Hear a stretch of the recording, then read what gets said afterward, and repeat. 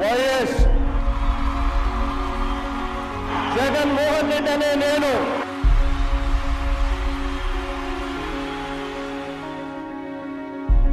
జనం కోసం, జనం కోణంలో, జనం చేత అభిమానం పొందుతూ జననేతగా ఆయన రాణించడానికి ఏం కావాలన్నీ చేస్తారు.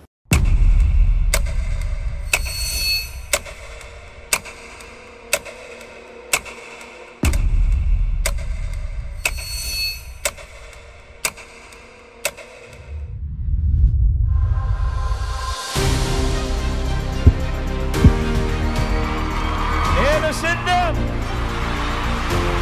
మరి మీరంతా కూడా సిద్ధమేనా అని అడుగుతా ఉన్నాను. విశ్వసనీయతకు ఇది అర్థము అని చెబుతూ అడుగులు వేశాము ఈ 58 నెలల పాలనలో. మీ ఇంట్లో మంచి జరిగి ఉంటే మీ బిడ్డకు మీరే తోడుగా నిలబడండి అని చెప్పి గట్టిగా మీ బిడ్డ అడగలుగుతా ఉన్నాడు. ఇది మరో నాయకుడు నాకు తెలిసి కాంటెంపరీ హిస్టరీలో ఏ పొలిటీషియన్ కూడా ఇలా అడగగలడని నేనైతే అనుకోను. భారతదేశంలో ఇంతవరకు ఏ రాజకీయ నాయకుడి నోట్లో ఆ మాట రాలా ఇంతవరకు. ఎంత పెద్దోళ్ళైనా సరే, నాడు జవహర్లాల్ నెహ్రూ దగ్గర నుంచి ఇవాళ దాకా మీ ఇంట్లో నా ప్రభుత్వం వల్ల మంచి జరిగితే మాత్రమే నన్ను ఆశీర్వదించండి, నాకు అండగా నిలబడండి, నాకు ఓటేయండి.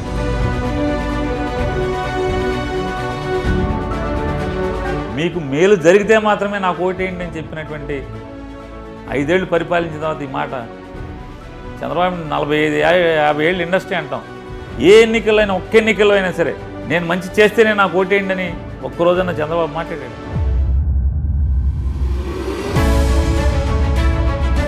నేను చేసింది చూసి మీరు ఓటేయండి అని చెప్పి ఎవరు అనలేదండి. నా మనవరికి అమ్మఒడి వేశారు, ఆ తర్వాత ముసలి వాళ్ళకి పెన్షన్లు గట్రా ఇస్తున్నారు. నాకు చాలా ఆనందం. ఆ బాబు తప్పకుండా గెలాలి. మీ బిడ్డ నమ్ముకున్నది కేవలం దేవుడి దయను, మిమ్మల్ని మాత్రమే మీ బిడ్డ నమ్ముకున్నాడు. రాజశేఖర రెడ్డి గారి కన్నా బెటర్ వెర్షన్ లాగే జగన్మోహన్ రెడ్డి గారు కనిపిస్తారు. కుమారుడు జగన్మోహన్ రెడ్డి మీ అందరితో ఒక్కరిగా, మీ అందరిలో అన్నగా, తమ్ముడిగా, మాకు అన్నగా నిలబడి ఉంటాడు. నిజంగా ఆ రోజు కాంగ్రెస్ గన రాజశేఖర రెడ్డి గారి దీన్ని గౌరవించింటే, ఆ పథకాలు అయితే ఈ స్కీములు కంటిన్యూ చేసి ఈయనకు రెస్పెక్ట్ ఇచ్చి ఈయన తెలియచితే ఏం లేదు, history would have taken a different course. Instead of that వాళ్ళు రాజశేఖర రెడ్డి గారు దీన్నే పక్కకు తోయాలని ప్రయత్నం చేశారు. రెండవది ఈయనను అలౌ చేయకపోవడం, ఆ ప్రాసెస్లోంచి పుట్టుకొచ్చింది. ఇక్కడ ఎక్కడ ముఖ్యమంత్రి కావాలనే దాంతో ఈయన పెట్టింది పార్టీ కాదు, లేదా ముఖ్యమంత్రి కావాలనుకుంటే అట్లే అయ్యేవాడు. ఇది it was forced this one, అటు నుంచి వచ్చిన దాంతో జరుగుతూ వచ్చింది. అక్కడి నుంచి ఒకటి అంచెలంచుకుంది పెరుగుతూ రావడం. ఇంకా ఒక్కసారి అది మొదలయ్యాక జర్నీ ఒక లీడర్ ఎట్లయితే మూవ్ కావాలో అట్లే మూవ్ అవుతూ వచ్చారు.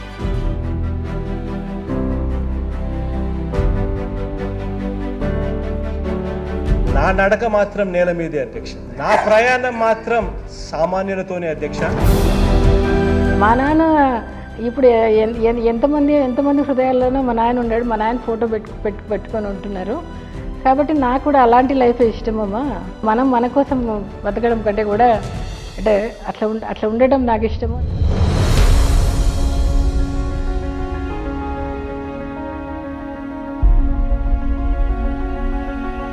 ఫస్ట్ నుంచి కూడా ఎవరికన్నా అన్యాయం జరుగుతుంటే మాత్రం చూస్తూ ఊరుకుండా ఏదో ఒక విధంగా న్యాయం చేయాలి అనే ఆలోచన చేస్తాడు. ఆ విధంగా చదువుకునే రోజుల్లో కూడా అట్లాంటి ఈ స్కూల్లో కూడా 1-2 చిన్న సంఘటనలు జరిగినాయి. ఎవరికో అన్యాయం జరుగుతుందని వాళ్ళ తరఫున వెళ్ళి మాట్లాడి వాళ్ళకి అండగా నిలబడిన పరిస్థితులు కూడా స్కూల్ నుంచే ఉన్నాయి.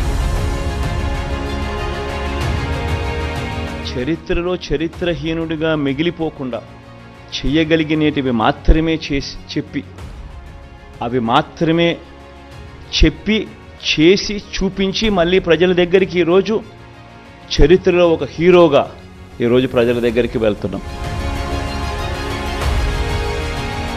ఇట్లా చెప్పగలిగే నాయకుడిని మనం ఇంతవరకు చూడాలి భారతదేశంలోనే.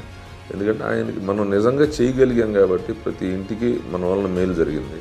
అందుకని ఆయన బలంగా చెప్పగలుగుతున్నాడు. లేకపోతే అబద్ధాలు చెప్పే వాళ్ళలాగా అది మీకు ఇవ్వలేదు, ఇది మీకు ఇవ్వలేదు, మేము వస్తే ఇస్తాం అనే భావంతో కాకుండా మేము మేలు చేయలేకపోతే, నా వలన మేలు జరగకపోతే నాకు ఓటేయద్దు అంటున్నాడు.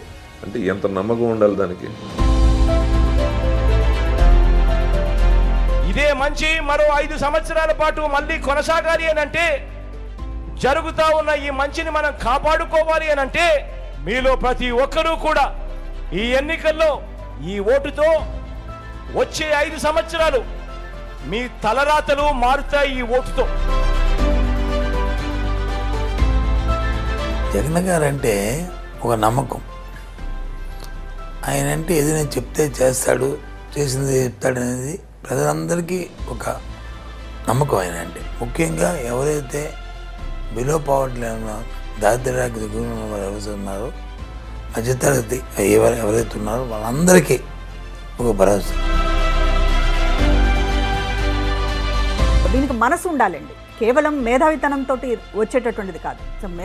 తెలివితేటలు చాలా మందికి ఉండొచ్చు, కానీ జగన్మోహన్ రెడ్డి గారికి అద్భుతమైనటువంటి మేధావితనం, ముందు చూపు, విజన్తో పాటుగా మనసు ఉండడం అనేటటువంటిది.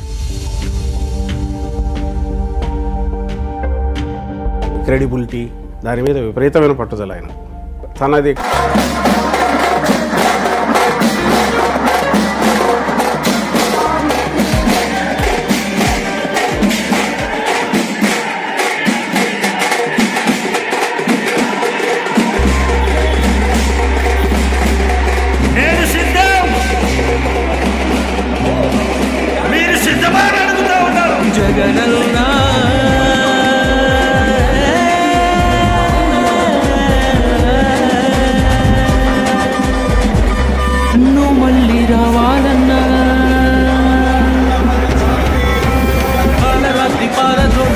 కిరణమై ఆంధ్రజనుల జీవితాన వెలుగు రేఖవై కనిపించే సూర్యుడవు, కలిగొచ్చే కన్నుడవు, నీకు సాటి నీవేలే జగనన్నా.